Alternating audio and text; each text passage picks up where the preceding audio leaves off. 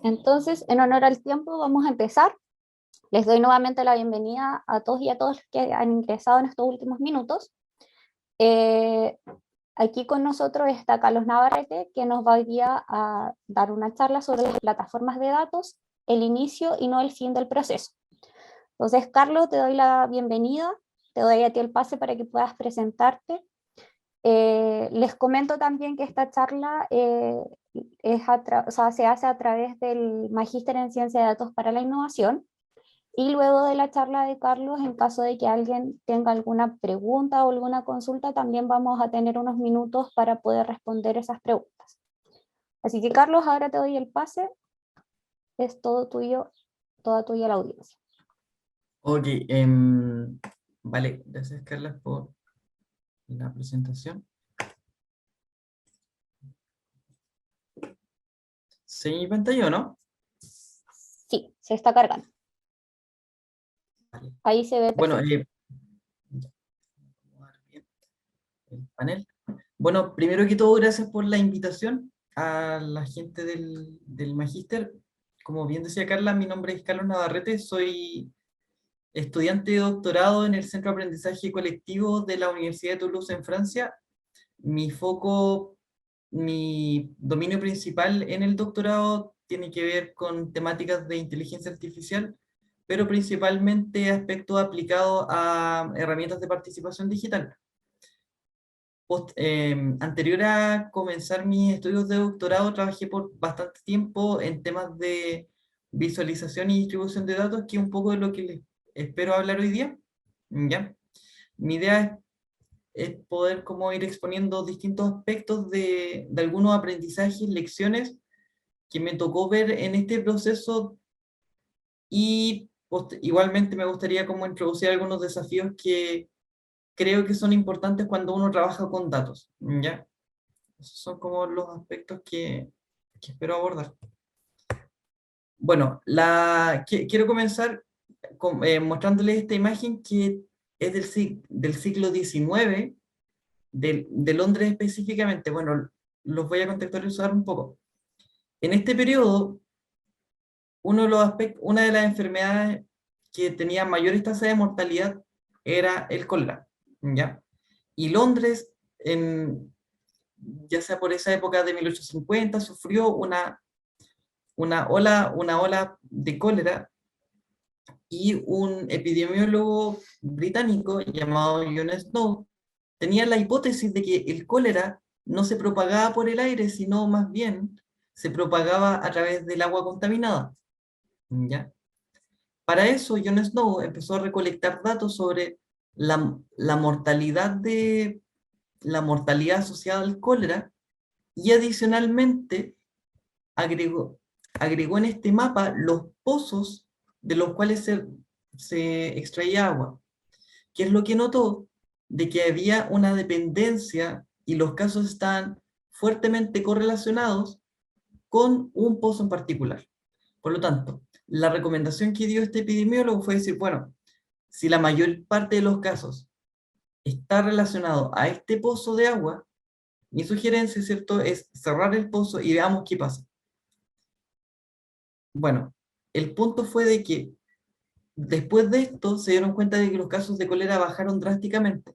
Por lo tanto, esto se considera una de las primeras evidencias que, que el cólera se propagaba por el agua. Y a la vez nos permite ilustrar un punto de que el uso de datos, la visualización de estos, puede ser utilizado para salvar vidas, como fue el caso del cólera, ¿ya?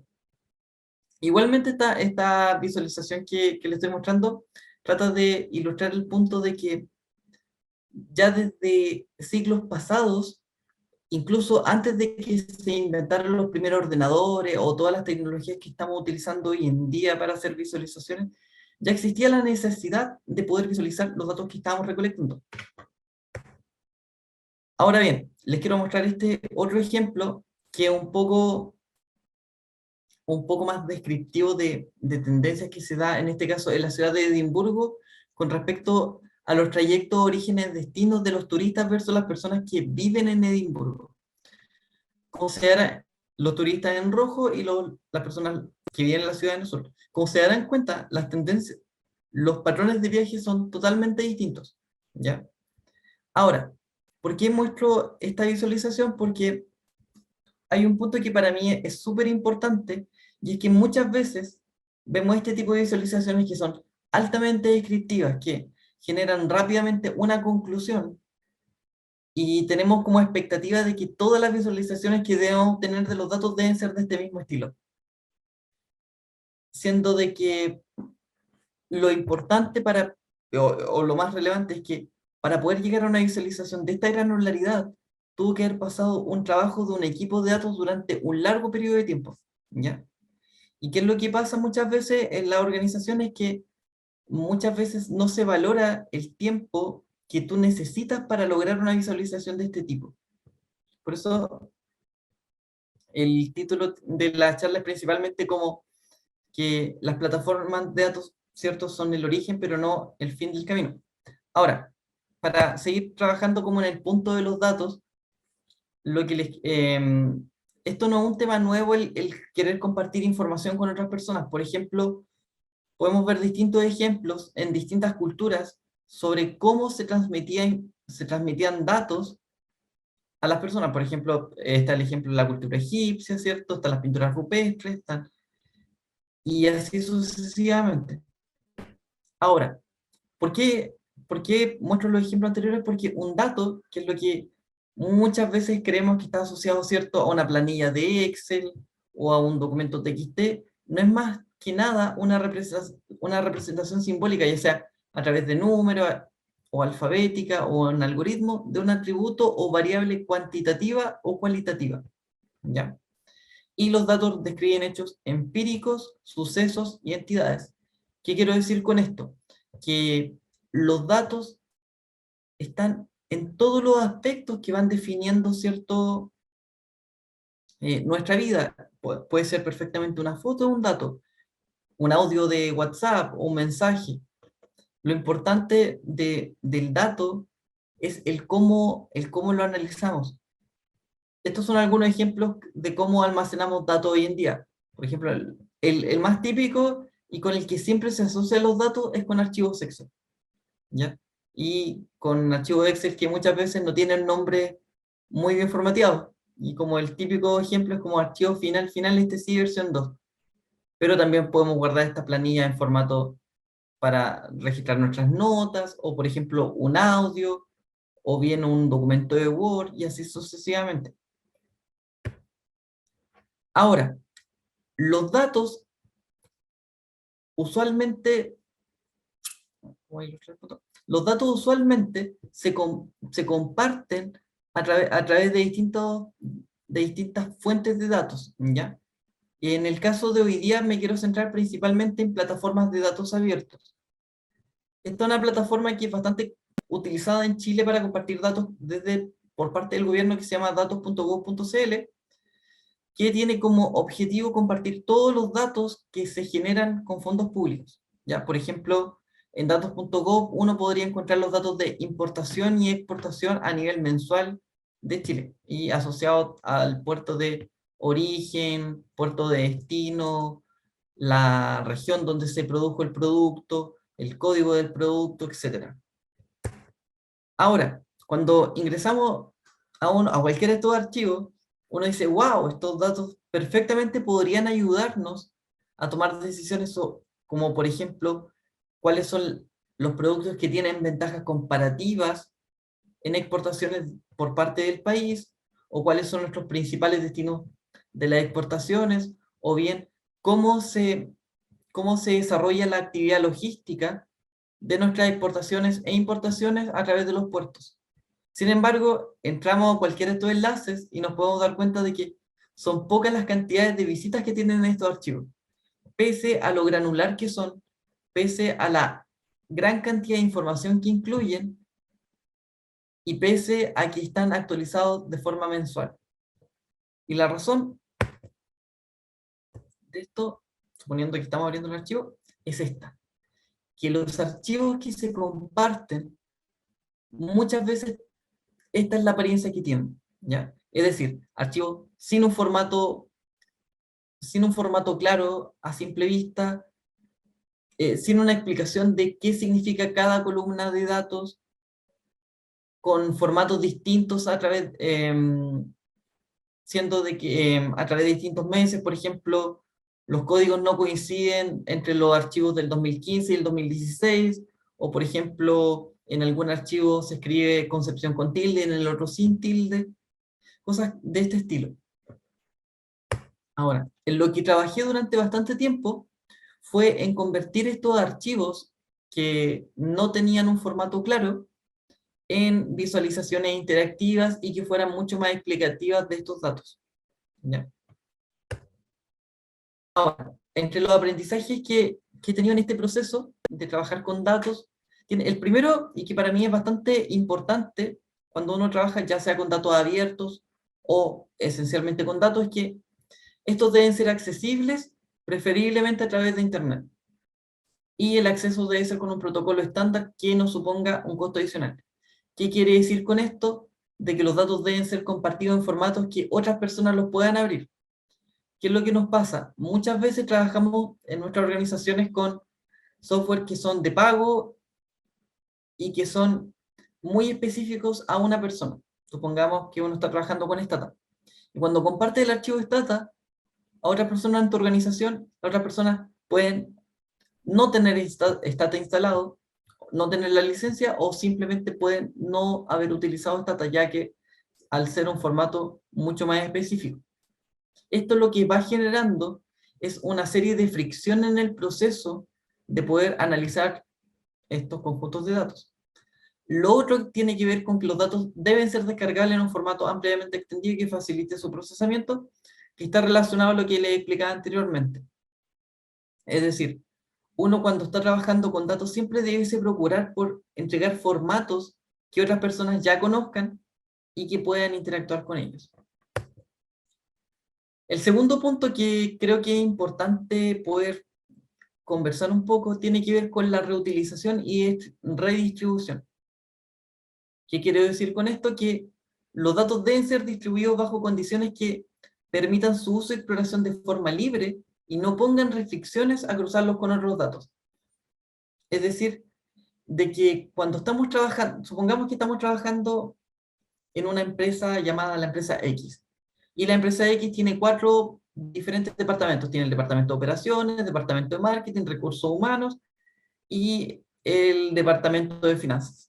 Sin embargo, cada uno de estos departamentos trabaja con un distinto código cuando se refieren al caso de, cuando nos referimos al caso de comunas.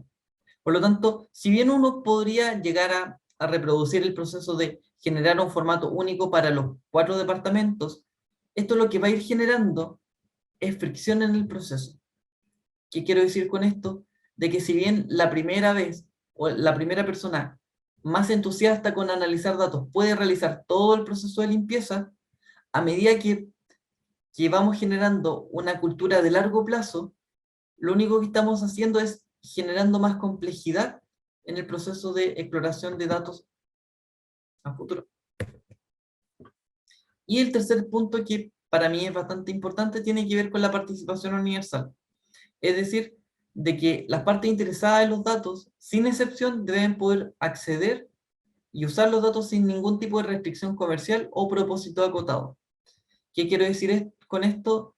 De que uno, cuando está trabajando con datos, no debe tener preconcebido cuál es el objetivo al que quieres lograr, porque muchas veces no sabes incluso qué es lo que puedes encontrar en los datos.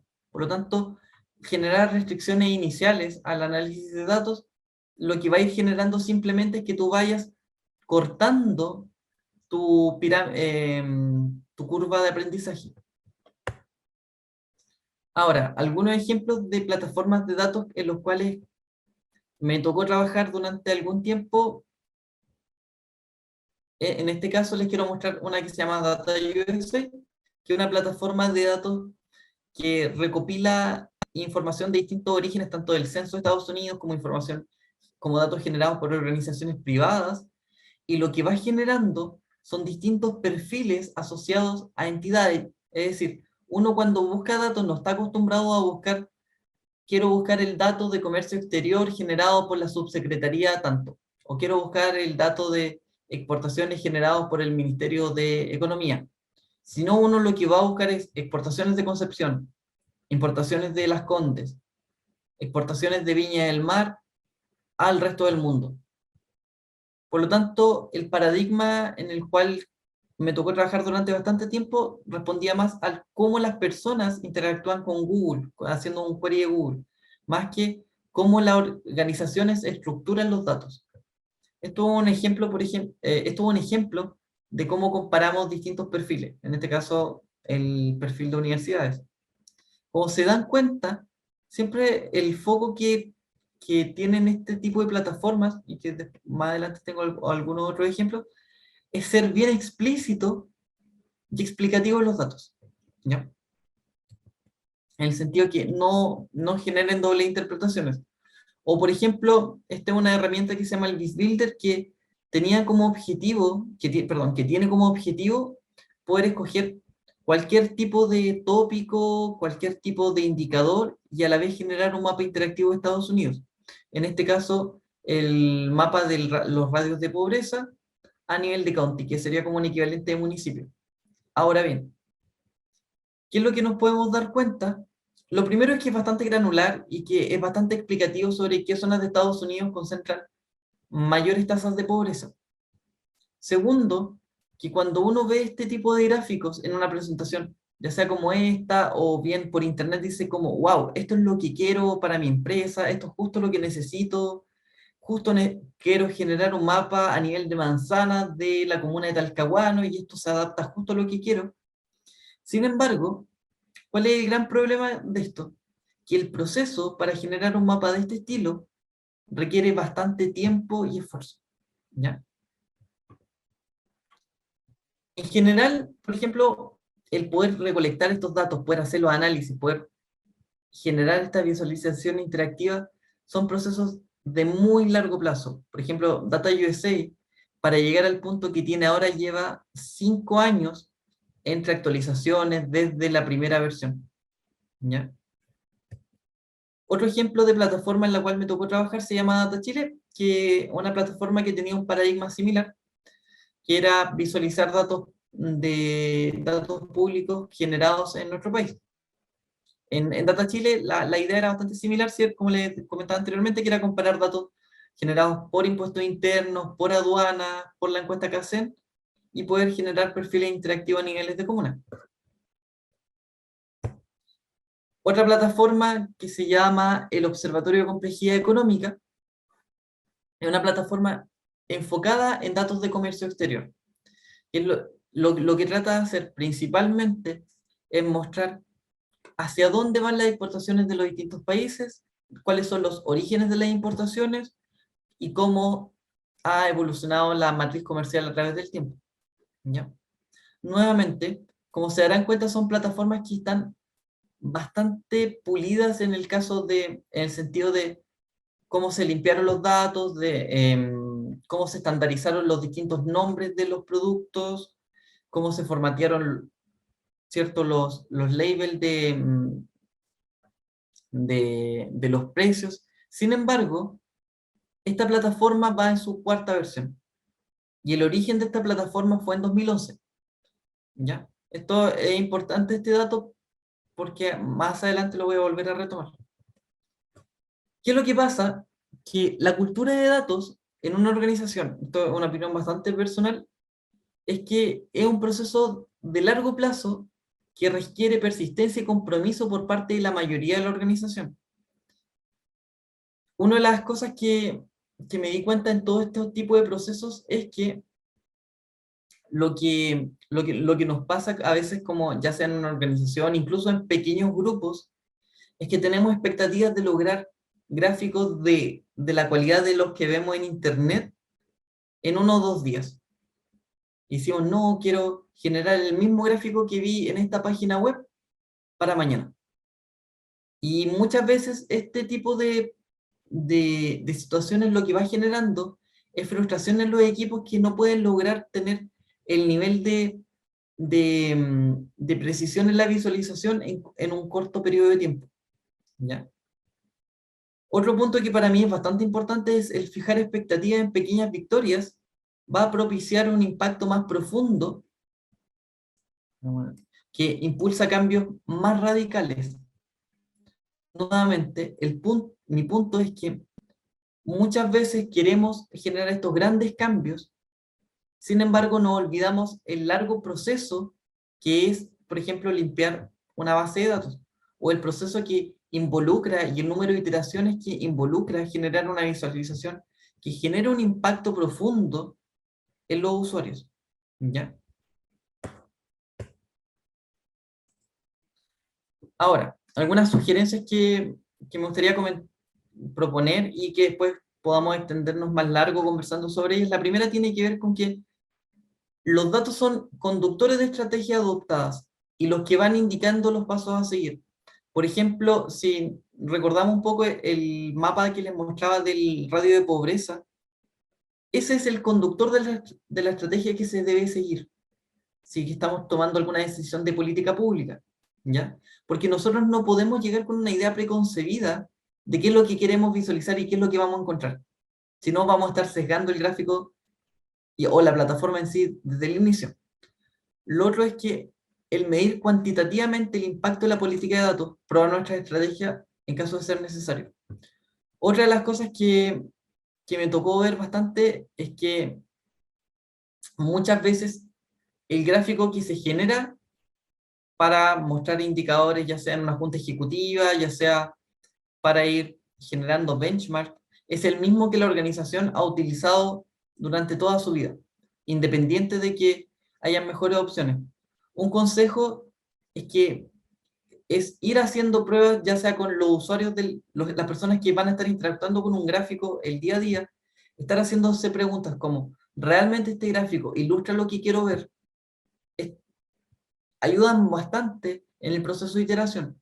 Por ejemplo, muchos de los gráficos que nosotros generábamos en las plataformas de visualización de datos nos tomaban bastante tiempo en solamente generar la visualización.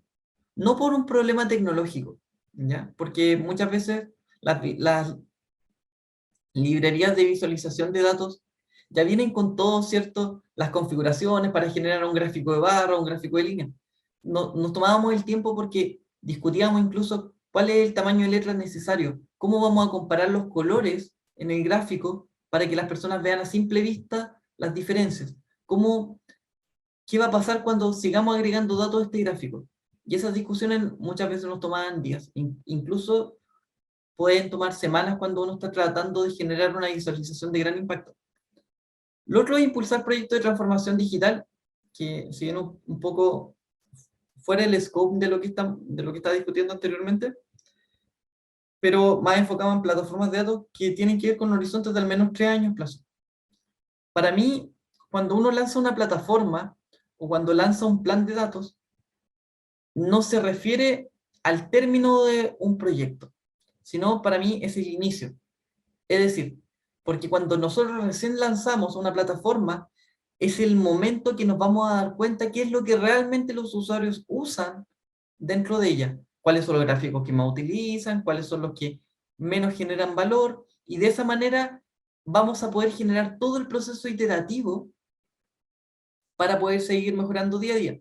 Que es lo que pasa muchas veces, es que nos quedamos mucho con el hito de lanzamiento de una plataforma, lanzamiento de un análisis de datos como el final, y no volvemos a iterar como ya con usuarios, ¿cierto? Como en el mundo real, fuera del laboratorio, cómo estos gráficos van interactuando en las labores diarias de una organización. Por eso siempre mi consejo es que pensemos el proyecto siempre en horizontes más de largo plazo, ¿ya? Y volviendo al mismo punto, que una plataforma de datos es el inicio de un proceso de transformación digital, no el final, ¿ya? Esto creo que es algo de lo que vuelvo a hacer bastante énfasis, porque muchas veces queremos que las plataformas de datos cierren el proceso. Cuando ya sea contratamos a alguna organización que no haga una plataforma de datos o pedimos un análisis de datos al equipo de ciencia de datos, sino para mí recién es el inicio cuando logramos tener este producto viable, ¿ya? bueno, que está nuevamente conectado con el punto anterior, que es poder crear mínimos productos viables que permitan ver resultados intermedios del proceso de creación de una plataforma. Es decir, no tener miedo a generar una visualización e iterarla una, dos, 20 veces hasta que deje convencido a la mayor parte de la organización de que va a ser de impacto en el largo plazo. Y finalmente que adoptar una cultura de datos es más allá de un área específica en datos, debe ser capaz de permear en áreas operativas. Es decir, muchas veces nos quedamos que los departamentos tienen que estar aislados, es decir, el departamento de datos tiene que estar aislado del de marketing, siendo de que muchas veces los que más se van a ver beneficiados del análisis de datos son estos departamentos de áreas operativas, como de áreas operativas, o bien de marketing, o bien finanzas. Estos son algunos ejemplos que quería mostrar, principalmente para volver a ilustrar el punto de que muchas veces tenemos la expectativa de generar un producto de alta calidad, perdón. Sin embargo, no olvidamos la curva de aprendizaje del equipo para lograr ese producto. Por ejemplo, acá estoy ilustrando la evolución de los juegos de fútbol, de los videojuegos de fútbol. Como se darán cuenta, en los años 80 la calidad era totalmente distinta a la que estamos viendo hoy en día, que es bastante real. Sin embargo, si alguien ve el producto hoy y dice, no, yo quiero lograr el producto igual al FIFA o al PES hoy, y voy a contratar un equipo para que lo haga durante este año.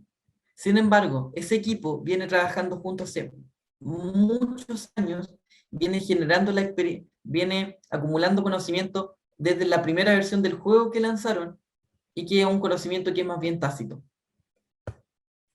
O lo mismo con plataformas como Amazon, ¿cierto? Que, como verán, Amazon partió siendo una tienda de libros bastante rústica en su página web y que fue evolucionando a través del tiempo. Y este es el ejemplo que les comentaba anteriormente, el Observatorio de Complejidad Económica, que cuando partió a comienzos de la década del 2010, era simplemente un gráfico que tú podías personalizar si querías ver exportaciones e importaciones y el año. Sin embargo, a través del tiempo se le fueron incluyendo nuevas funcionalidades. Para mí, este es un ejemplo de cómo el mantenerse trabajando en la misma plataforma de datos durante un periodo de largo plazo es lo que te permite generar el impacto que tiene esta plataforma hoy. Y de hecho, si ustedes buscan exportaciones de Chile, importaciones de Canadá, probablemente el Observatorio de Complejidad Económica va a ser uno de los primeros resultados que encuentren en Google. Y para cerrar, algo que para mí es súper importante es que todos estos datos que uno va acumulando se van, ¿cierto? La acumulación de datos va a ser información, y la capacidad que tenemos de conectar esta información es lo que se transforma en conocimiento. Eso sería. Muchas gracias por su atención y estoy abierto a que podamos conversar un poco más, a hacer algunas preguntas, etc. Muchas gracias, Carlos. Sí, hay algunas preguntas, consultas que hay en la sección preguntas y respuestas, así que yo te las voy a ir leyendo. Vale, Y si es que alguien más igual quiere hacer algunas otras consultas, tiene el chat también para hacerlo, o si también puede pedir la palabra para activar el micrófono. Así que voy con la primera pregunta. Dice, ¿cuánto demora el proceso de limpieza de datos y qué tecnologías existen para agilizar este proceso? mira, la pregunta es bastante relativa, ¿ya? No me atrevería a decir como tiempos como en meses, días. Lo que sí, algunos estudios sugieren de que en un proceso de trabajo con datos, uno utiliza más o menos el 80% del tiempo limpiando datos, ¿ya? Pero esto es bastante relativo al cómo estén formateados, si las organizaciones van cambiando, la organización desde la cual uno obtiene los datos va cambiando su formato, etc. Entonces, en ese caso, generalmente ese proceso dura más de la mitad del tiempo en un proyecto, Ya.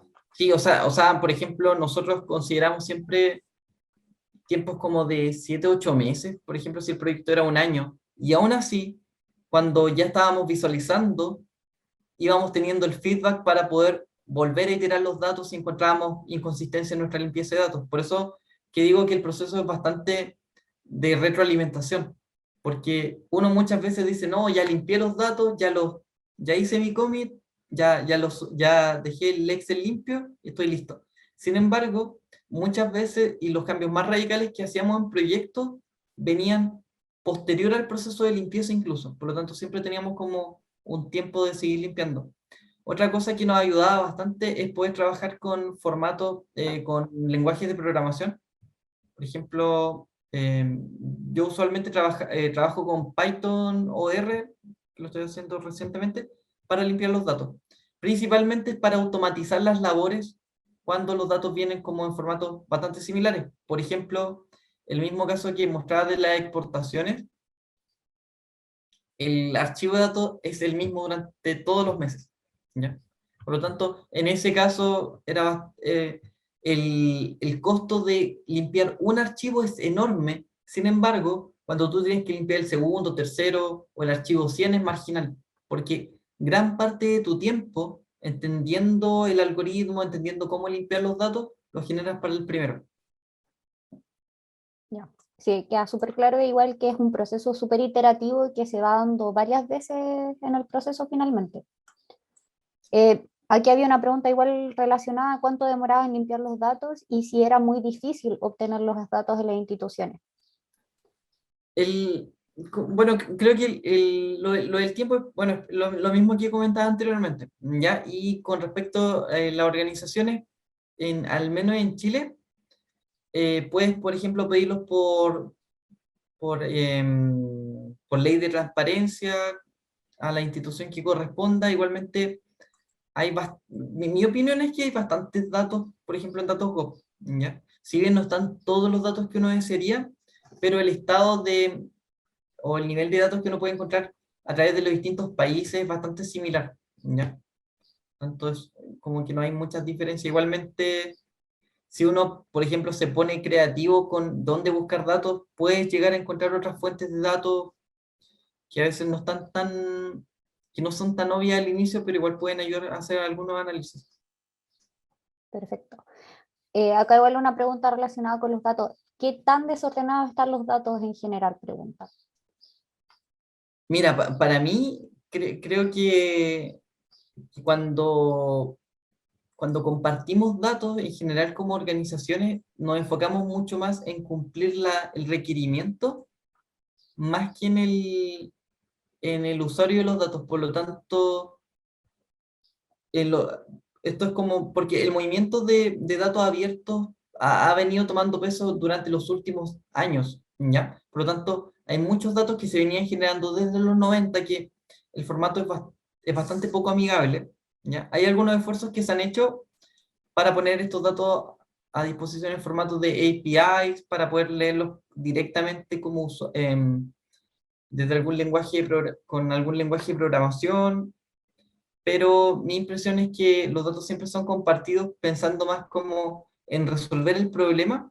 Sin embargo, se han ido haciendo esfuerzos para compartirlos de mejor manera. Pero igual, siempre se van a encontrar cosas que generan alguna inconsistencia, ya sea, y que son cosas que uno a veces como que las pasa por alto, pero por ejemplo, el cómo compartes en este caso, el nombre de la comuna. Lo compartes todo en mayúscula, lo compartes con tilde, sin tilde, o, por ejemplo, cuando estás trabajando con datos nacionales e internacionales, las fechas, las compartes con el formato que usan en Estados Unidos, ya sea mes, día, año o día, mes, año. Y que son cosas que después vas agarrando como la experiencia de cómo limpiarlas, pero al inicio igualmente generan una brecha de entrada. Me imagino que eso, por ejemplo, de lo que tú mencionabas, que a veces, no sé, Concepción está con tilde, otras veces sin tilde, eso se da como eh, a- demasiado o se harta en un grupo de datos. O sea, yo me imagino que hay algo que lo escribe con mayúscula, otro que a lo mejor puede escribir la primera C de Concepción con mayúscula y después alguien todo con minúscula. Entonces creo que es algo que se da. Sí, y sea bastante, o por ejemplo, el mismo tema de cuando uno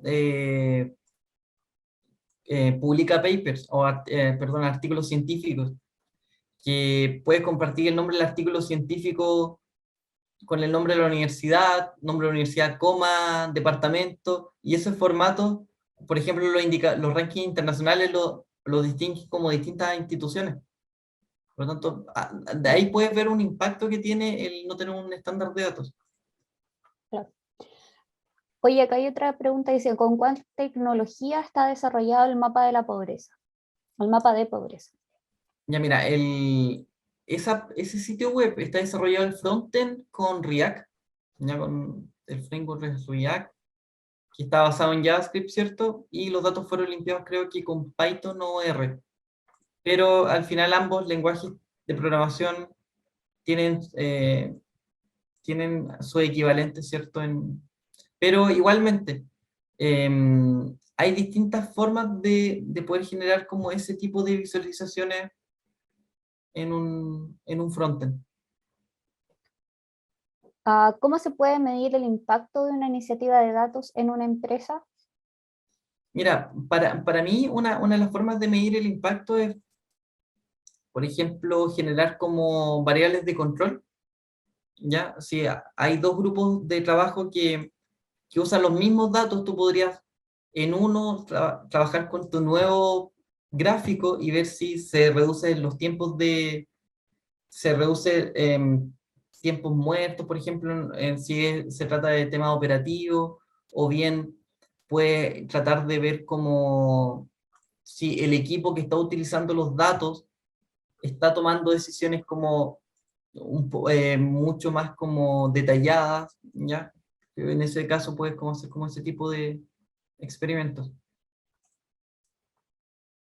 Voy a tomar aquí unas preguntas del chat igual. La Vale. primera creo que ya la respondimos. Luis dice acá, estimado Carlos, muchas gracias por la presentación. Consulta según tu experiencia. ¿Cuáles serían las barreras, amenazas o resistencia que ralentizan la construcción de una organización basada en datos? Y según lo anterior, ¿cuál ha sido el plan de superación? Vale. Mira, principalmente para mí, de hecho, una de las frases que tengo muy pegada es que la mayor cantidad de problemas tecnológicos no son tecnológicos. Y en este caso yo creo que el problema cuando uno trabaja con plataformas de datos o quiere implementar tema de transformación digital, no se trata de con qué tecnología implementa la organización, sino se trata de qué tan motivado o qué tanto cree el líder del equipo en trabajar con datos o trabajar con tecnología. ¿Ya? Por lo tanto, creo que hay temas mucho que trascienden al tema de datos y va más que nada como qué tanto él o la líder está dispuesto como a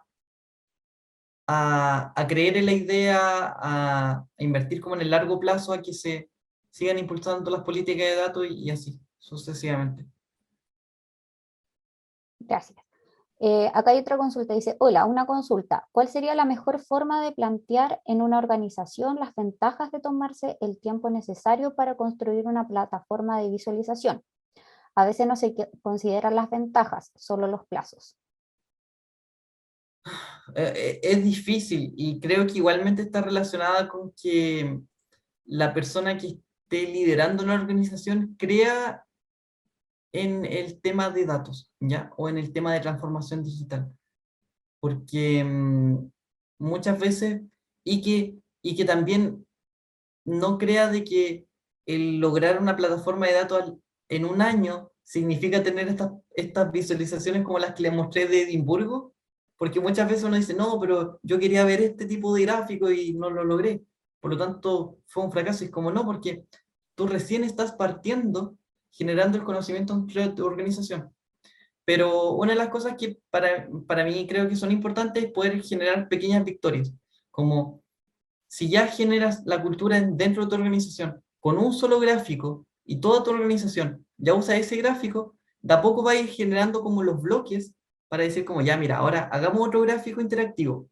Y ya cuando vayas generando como esta reacción en cadena, como efecto bola de nieve, puedes decir, mira, ¿sabes qué? Ya hemos demostrado de que podemos cambiar algunas gráficos manuales que teníamos por esta visualización interactiva, creo que ahora podemos dar el paso de empezar a construir una cultura más enfocada en datos. Perfecto.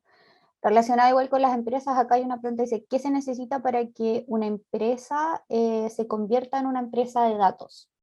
Tú en algún momento hablaste igual que no era algo como separado de las áreas de las empresas, sino que tenían que ser algo más conectado, ¿cierto? Sí. Mira, para mí el tema es que las personas que trabajen en datos estén involucradas también con el core de la organización. Es decir, que un científico o científica de datos pueda tener la experiencia también de conocer cómo funciona el aspecto operativo, porque de esa manera va a empezar a ver, por ejemplo, el valor que tienen los datos operativos y va a poder tomar mejores decisiones. Perfecto. Y acá, mira, ¿cómo podemos convencer a las empresas que necesitan aplicar los conocimientos de datos? Eh, Quizás aplicar los conocimientos, tomar decisiones. yo creo que tiene que ver con poder demostrar dentro de tu organización que el haber generado un gráfico generó una mejora significativa, ya sea de algún indicador de la empresa o bien disminuyó los tiempos que se necesitaban de las personas trabajando en la organización para tomar una decisión. Creo que ese punto puede ayudar bastante.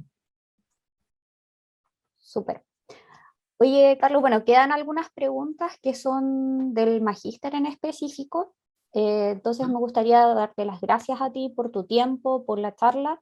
Veo que ahí en tu nombre está el @cnavarrete El Twitter. Liz, el Twitter. Eso te iba a preguntar, Sí. ¿qué red social era para que puedan agregarte ahí las personas que quedaron, o quizás pueden hacerte alguna consulta si es que alguien quedó con alguna duda? Así que bueno, es el Twitter entonces. Sí. Súper. Bueno, voy a aprovechar de contestar las preguntas del magíster. Ahí está Manuel igual con nosotros, que es quien es subdirector de la unidad. En caso de que también hay alguna pregunta más técnica sobre el magíster, también él nos puede ayudar a responder. Así que voy a leer la primera. Dice, bueno, ¿hasta cuándo se puede postular y cuándo empieza? El magíster empieza en marzo del 2022 y se puede postular hasta enero, hasta mediados de enero, ¿ya? Hasta el 30 de noviembre vamos a tener, existe un descuento del 25% de todo público. Así que también ahí los invito a que puedan preguntar. Les voy a dejar por el correo, en el chat el correo, en caso de que igual tengan preguntas más específicas sobre el descuento, sobre cómo postular. Acá hay otra pregunta, dice, soy de Santiago, me gustaría saber si el magíster será presencial o no. Bueno, les comento que el magíster está en una modalidad semipresencial. Eso implica que van a hacer las clases online. Las clases van a ser los días viernes por la tarde y los sábados por la mañana. Y van a tener jornadas presenciales por trimestre. Va a ser una jornada presencial por trimestre acá en Concepción. ¿Ya?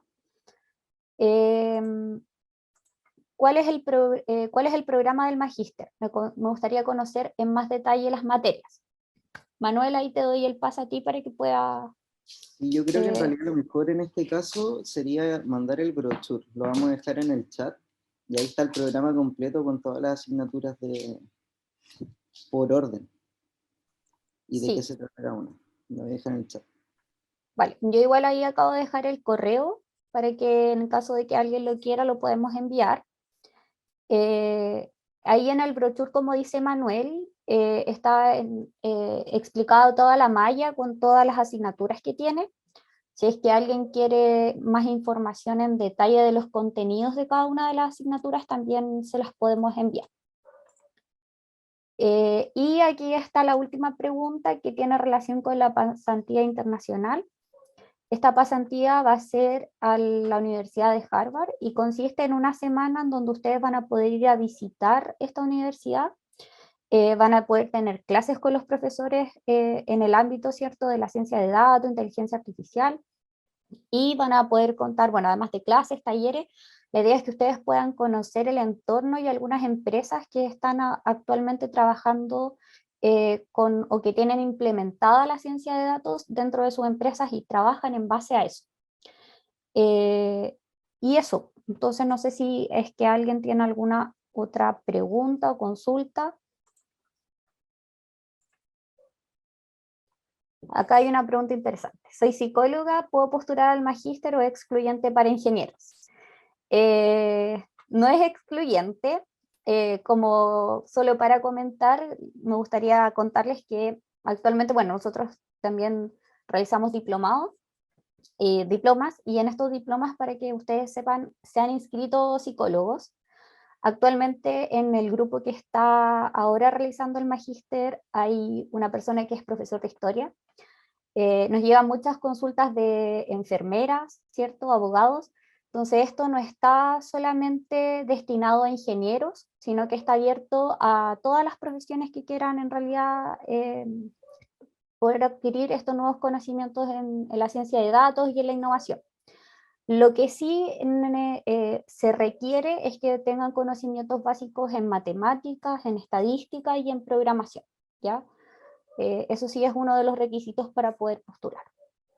Sí, a mí me gustaría agregar algo ahí, que básicamente, claro, los datos son algo que es transversal a las áreas de investigación o las distintas áreas de la vida, entonces por eso existe mucho y tenemos mucha interdisciplinariedad y algo que nosotros deseamos dentro del programa.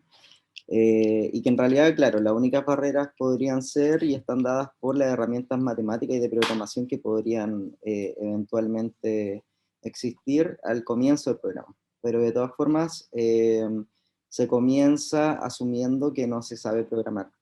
Y muchas de las clases, incluso las más matemáticas dentro de todo, que vendrían a ser algunas de fundamentos en ciencia de datos, la matemática no es, aprenderse la matemática no es obligatoria, ni es tan importante como aprender la intuición detrás de lo que estamos haciendo, de los procesos que estamos llevando a cabo, entender la abstracción. Entonces, en ese sentido, sí es súper abierto para las demás áreas. Súper. Gracias, Manuel. Bueno, no hay más preguntas por ahora, así que con esto ya vamos a dar finalización a la charla. Carlos, nuevamente darte las gracias por tu tiempo. Sé que ahora estamos con algunas diferencias de horario. Ya me imagino que allá es de noche, así que te dejo. Muchas gracias por haber participado y poder habernos contado un poco de tu experiencia también. Así que te doy ahí el último pase también para que tú te puedas despedir. Vale, muchas gracias a ustedes por la invitación y mucho éxito en lo que están organizando en la unidad de Data Science, así que eso. Carlos, Saludos para gracias Chile. por haber asistido. Esto es súper interesante. Vale, te pasaron. Ya que estén Chao, bien. Carlos, que estés bien. Saludos. Chao. Que estés bien, nos vemos. Muchas Igual, gracias. chao.